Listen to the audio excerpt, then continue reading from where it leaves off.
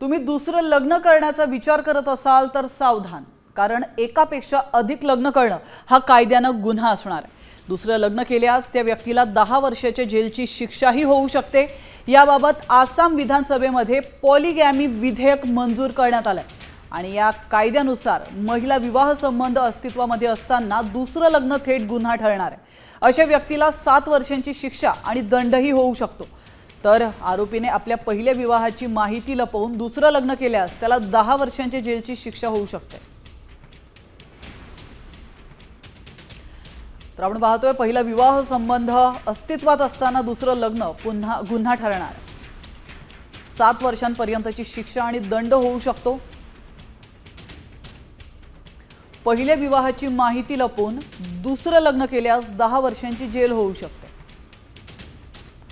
चुकीची माहिती देऊन विवाह लपवणाऱ्यावरही कारवाईची तरतूद आहे।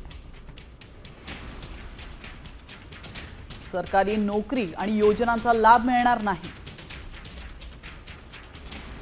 स्थानिक स्वराज्य संस्था निवडणूक लढवता येणार नाही।